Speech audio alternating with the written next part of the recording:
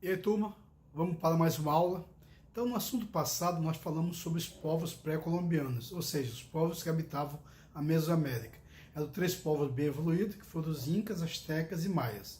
Hoje, na nossa aula, a gente vai falar sobre os índios que habitavam o território brasileiro quando os europeus chegaram, né? Vocês lembram que, oficialmente, os portugueses, o Cabral, descobriu o Brasil.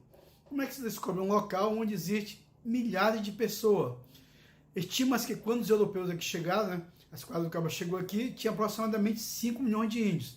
Então, essa tal de descoberta do ponto de vista do europeu, né? Porque, como eu já falei anteriormente, ela é habitada por milhares de povos indígenas, várias nações espalhadas por todo o território nacional. Então, vamos lá. Vamos ver como é que foi esse primeiro contato entre os portugueses e índios, etc. Primeiramente, né, quando os portugueses chegaram aqui, havia milhares de índios, né? Vivendo de forma bem heterogênea, espalhado por todo o território nacional. O primeiro contato foi de estranheza, né? Os portugueses ficaram achando meio estranho os índios, né? Esses caras aí, meio pelado, tudo pintado, com essas peninhas, não sei não, viu?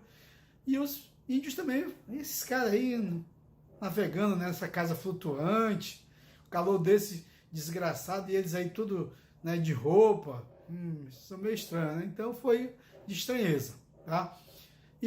Mas o interesse dos portugueses era o quê? Opa, será que eles têm ouro?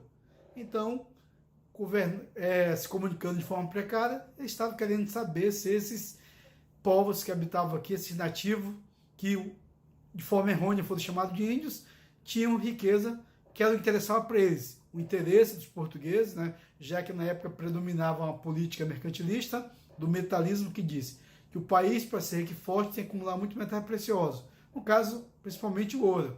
Então, o primeiro interesse deles era ver se tinha esse ouro aqui, né? Então, esse primeiro contato meio amigável, mas com todo o interesse. Então, da chegada aqui do Cabral no Brasil, esse primeiro momento é denominado, já falamos até na outra aula também, de período pré-colonial. Então, o período no Brasil de 1500 a 1530, determinado de pré-colonial. Por quê? Porque durante esse período só vieram aqui expedições exploradoras e geográficas. O único produto descoberto inicialmente aqui no Brasil foi justamente a madeira pau-brasil. A economia desse período foi justamente a economia do escambo, que era a troca de mercadorias entre os portugueses e os índios. A troca. O que os índios faziam? Cortavam e transportavam a madeira pau-brasil para os portugueses, em troca recebiam bugigangas, pito, espelho, etc. Né?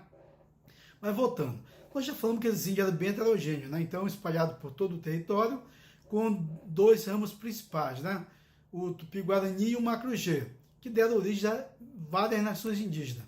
Então vamos ver como é que esses índios que habitavam essa região aqui do Brasil, que eles chamavam de Pindorama, como é que eles viviam, tá? Então vamos ver. Esses índios, no caso, alguns viviam da caça, da pesca, da coleta, e outros, no caso, eram sedentários, né? Que viviam do plantio da mandioca, da batata doce, do fumo, né? Então era atividade, né? Em relação à religião deles. Então esses índios, né, esses povos nativos, eram de religiões pagãs, ou seja, não adoravam o Deus dos cristãos, adoravam as forças da natureza, né? Que era justamente o sol, a lua, o trovão, né? Jaci, Guaraci, Rudá e assim por diante. Então, era dessa maneira a religião desses povos indígenas. E quem comandava essa religião geralmente era o chefe espiritual chamado pajé. O chefe da tribo era chamado de cacique. Então, o cacique comandava a tribo, né?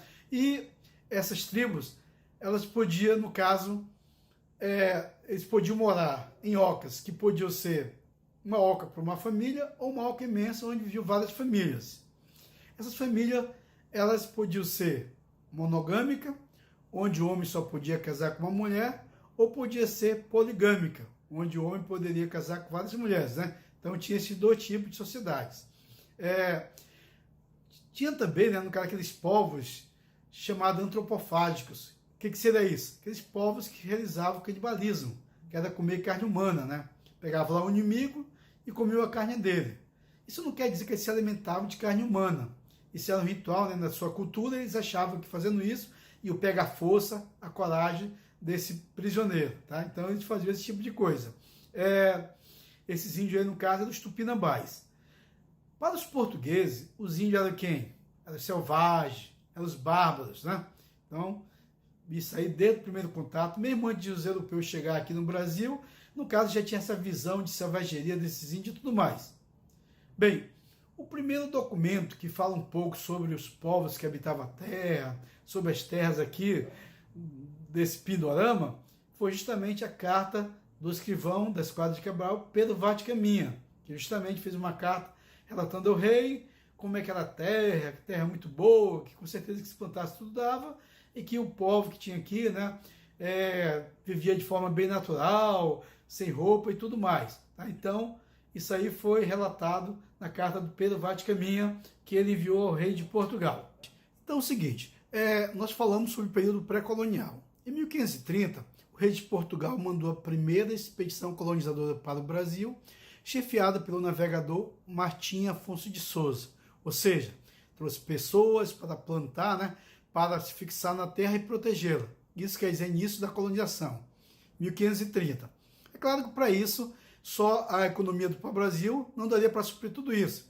Então eles resolveram, nesse período colonial, a partir de 1530, justamente fazer uma nova atividade econômica, que era justamente o plantation da cana-de-açúcar. Então, uma grande propriedade onde se plantaria cana-de-açúcar, onde usaria agora uma nova mão de obra, não seria mais a mão de obra escrava indígena, né?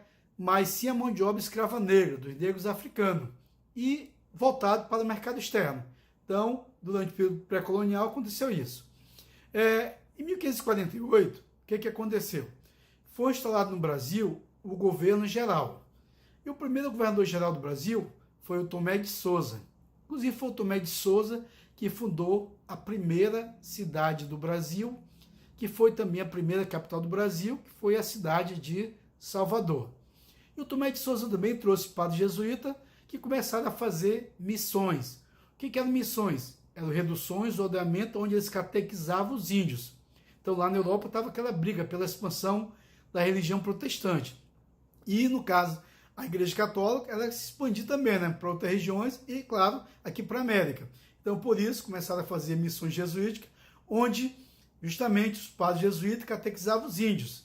E também diziam que, com isso, eles iam proteger os índios, né?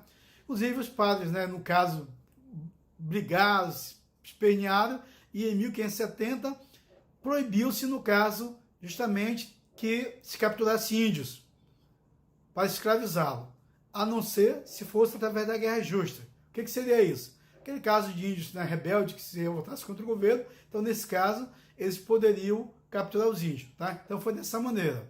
Já no século XVIII, o que acontece? Ocorre o fim da escravidão indígena. Por quê? Porque no caso, né, a gente sabe que durante a plantio da cana-de-açúcar começou a se destacar a mão de obra escrava negra. Mas só que nas regiões como São Paulo, por exemplo, que é a região mais pobre, não tinham dinheiro para comprar os negros, então eles pegavam os índios. E também atacavam as missões jesuíticas, porque lá os índios já estavam aculturados. Então, no século XVIII, o governo, no caso, foi em cima para acabar com a escravidão indígena. Embora, no caso, fazia vista grossa e, por um bom tempo, na prática, ainda continuou acontecendo. Na Europa, nesse período, está aquela época do despotismo esclarecido, que seria o quê? Seria o que? Os governantes que procuravam conciliar os governos absolutistas com as ideias iluministas. Na época, o rei de Portugal, Dom José I, e o seu primeiro-ministro era o Marquês de Pombal. Inclusive, essa época, né, é chamado de período pombalino. O Pombal, em relação ao Brasil, o que ele tem a ver? Ele tem muito a ver. Então, uma das coisas que ele fez foi expulsar os padres jesuítas do Brasil. Entrou em atrito e acabou expulsando os padres jesuítas. Foi o Marquês de Pombal que mudou a capital do Brasil, de Salvador para o Rio de Janeiro, certo? Bem, já no século XIX, né, durante o segundo reinado, começou a se forçar, vamos fazer, né, uma identidade nacional do Brasil. Então, no caso, o índio é importante, o índio é o bom selvagem, né, temos que mudar aquela visão que o índio é o bárbaro, que é o selvagem, né, e o índio agora vai ser o bom selvagem. E nessa época, né, estava destacando a questão do romantismo, e aí autor, né, escritor como José de Alencar, fez obras onde falava de forma harmoniosa sobre o indígena. nas suas obras Iracema e o Guarani. Então, no caso, né, mudava-se essa visão em relação aos índios, certo? Bem, nós falamos que quando os portugueses chegaram no Brasil, tinham em torno de 5 milhões de indígenas no Brasil. Hoje tem na média mais ou menos 800 mil. O que aconteceu? Muitos índios acabaram morrendo, né, no início da colonização, nas brigas com os portugueses, né? Os índios acabaram levando pior, né? Os portugueses tinham arma de fogo. E o que é pior, né? Os portugueses, né? Os europeus trouxeram a doença que tem a varíola, que também matou grande parte dos indígenas. E hoje, ainda hoje, os índios são ameaçados, né? Por quê? Porque no caso, demarca-se reserva indígena, mas não se protege isso, não se cobra isso. E aí, no caso, poceiros querem invadir as terras dos índios, garimpeiros, né? Agora mesmo, nessa época da Covid aí, né? No caso, os índios estão sendo ameaçados de pegar doença para os brancos, porque na ânsia de riqueza, de pegar ouro, estão invadindo as terras dos índios. Então a gente espera que isso mude. Valeu, moçada. Espero que tenha dado para entender. Até a próxima.